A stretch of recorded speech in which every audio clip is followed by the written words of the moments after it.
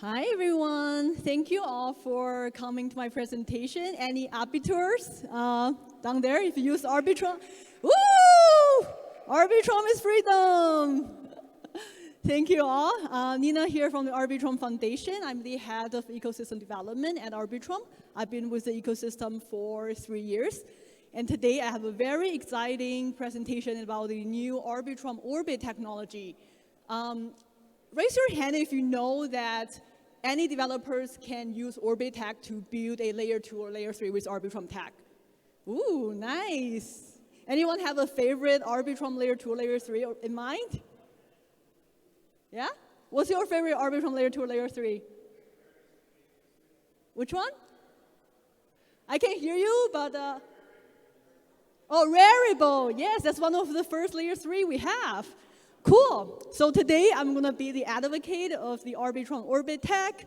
We're going to talk about the customizability. And that's exactly why layer 3s or top tier 1 projects like Rarible is choosing Arbitrum tech for their own chain.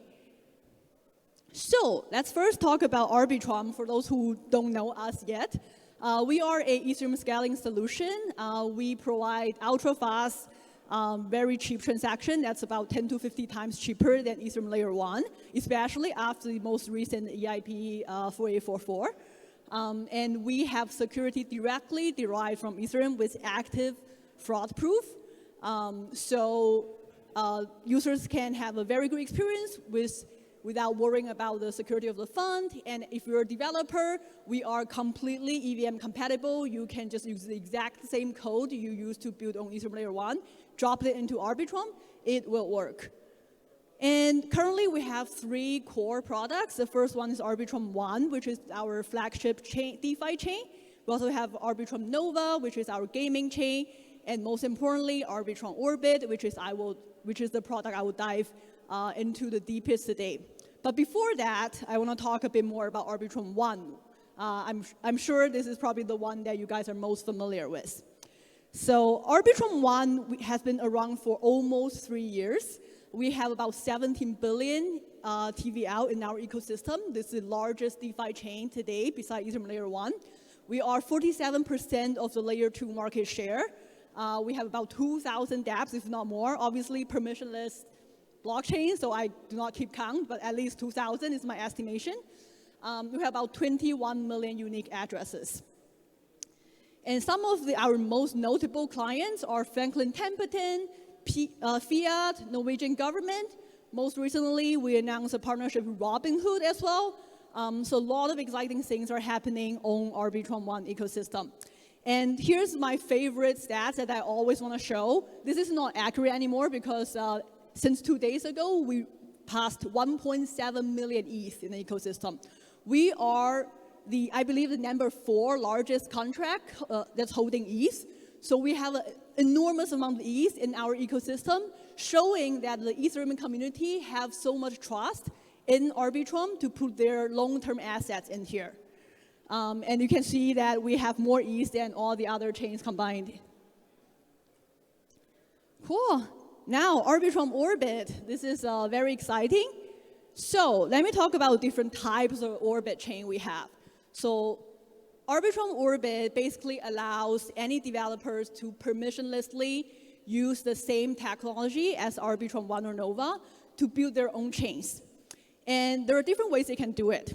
They can build a layer 2 in parallel of Arbitrum One or Nova and settles on Ethereum Layer 1.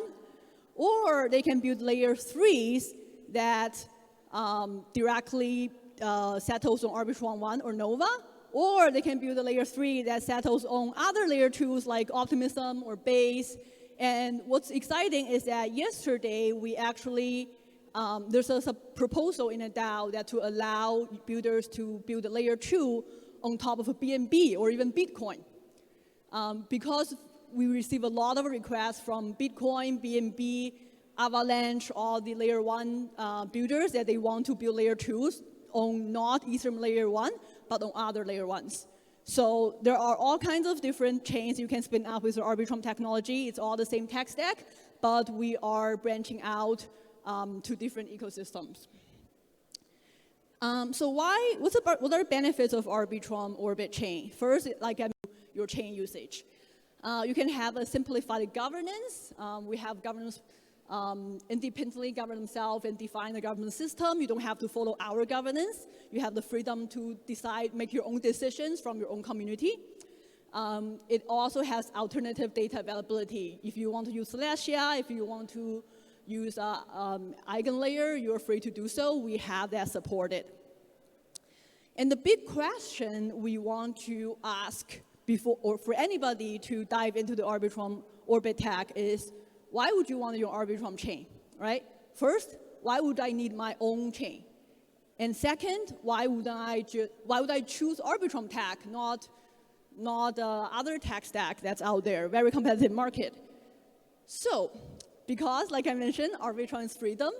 This is the slogan we have. This is what our community believes in, because Arbitrum is freedom. And why is that? It's because customizability.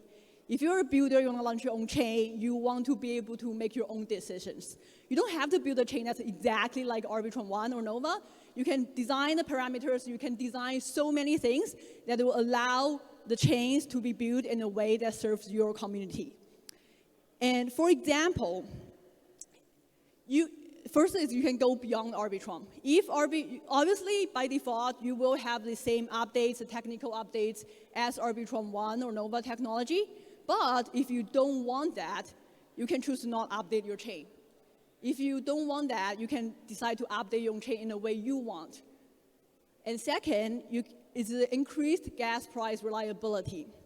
So many types of dApps rely on predictable transaction costs, and Orbit chains are isolated from public Arbitrum traffic. Arbitrum 1 is one of the largest chain now. If you don't want to have price volatility, building your own chain will ensure that you have control over that. And there's a native account abstraction. If you want to do a zero gas fee experience with Arbitrum Orbit tech, you can easily do that.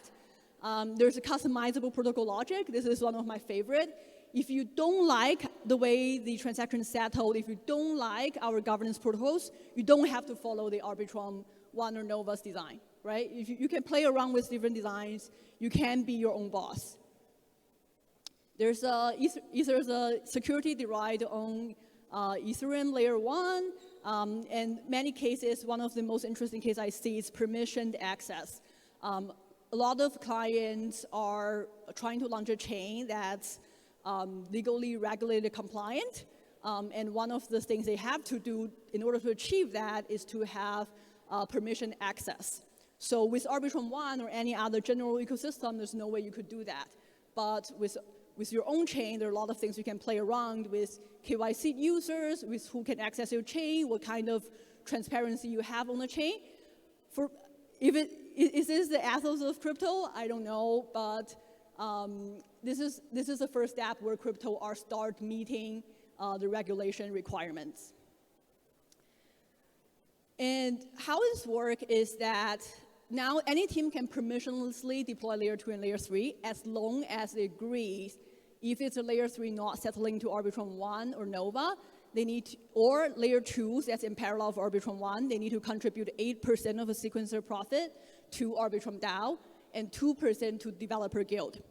If you are a developer in the audience, I really welcome you to contribute to the Arbitrum tech stack. You will be part of the 2% developer guild. We really are in the initiative of decentralizing our tech stack development, and if you are interested, please come and talk to me and we can discuss. And if you choose to launch your own chain with Orbit technology, we have a lot of partners that are already supporting this technology, Layer 0, MetaMask, some of the most commonly used tools that you guys are already very familiar with. And let's look at who is building Orbit today. First, we have Sai, it's a layer 3 antitrust chain. It's gaming specific, very interesting. Recommend to check it out. And then there is other side NFTs. ApeDAO already approved using Arbitrum Orbit tech for their own chain. Not sure if you see, Azuki is going to be launching their own chain with Arbitrum tech as well. we're going to be getting more and more tier 1 brand into the Arbitrum Orbit ecosystem. Treasure obviously grew up in the Arbitrum community, still part of Arbitrum community, decided to launch their own Orbit chain. Kinto compliant layer 2 rollup for institutions, Frame.xyz, proof of play. All of these are very exciting projects that's in the ecosystem. I see a lot of people are taking pictures. I do encourage you to all check out some of these projects. They are really awesome builders, and they are really good partners of our ecosystem. So, as a builder, how do you start building on Arbitrum Orbit? Here's are some links and documentations that you can play around with. Obviously, you can get in touch with me after this, and I'll be able to answer some questions. I will leave this page on for people to take notes and take pictures. At the same time, anybody have any questions, I'd love to open the floor for it. Go ahead.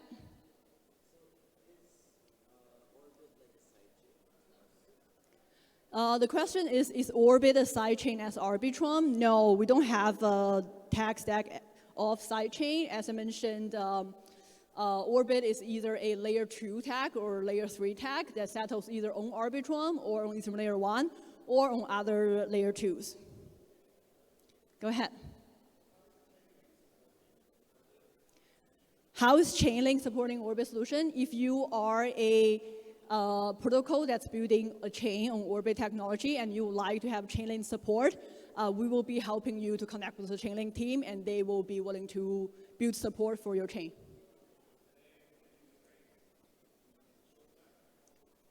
Will they be in?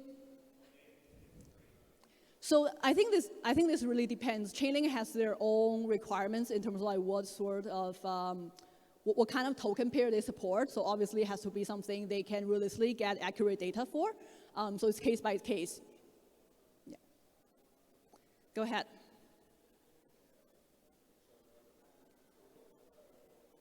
Interoperability is supported with an L3.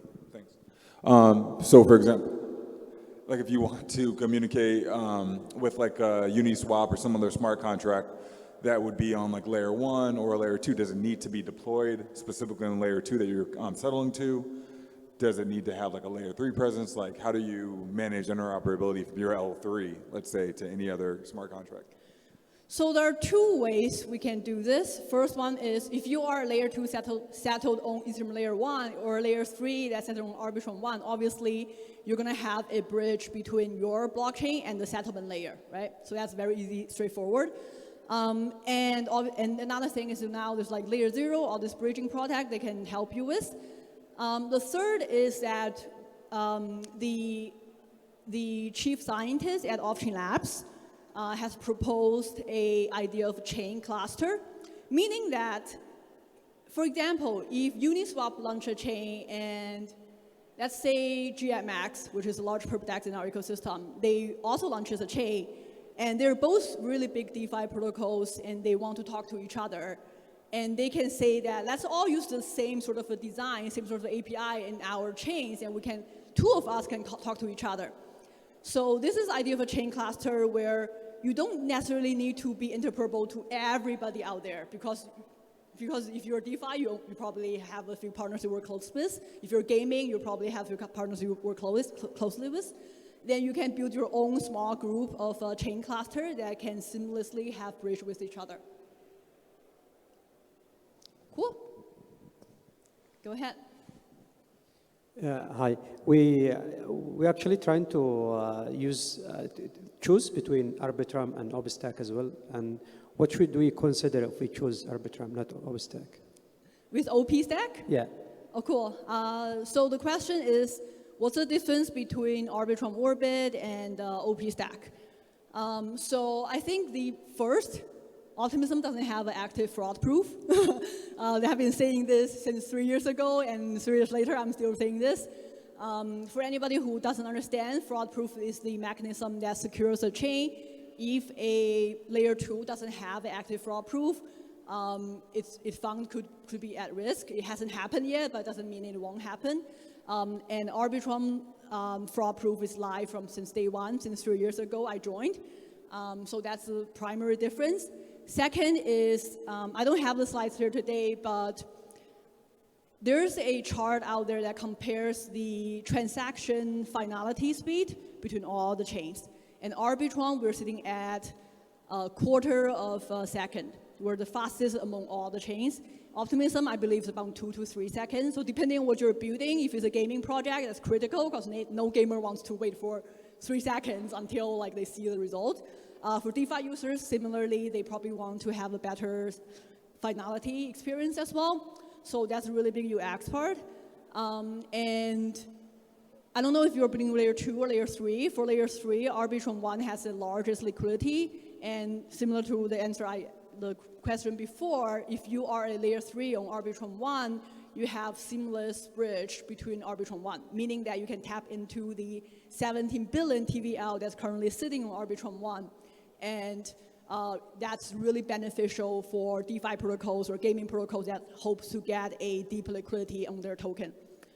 So I think that's the 3 advantages I can have off the top of my head. I have a lot more, but I will not be going down the list today. Thanks. Any other questions? Cool. Thank you all for coming to the presentation. I would love to connect if anybody is building Arbitrum, and hope you have the great rest of the days.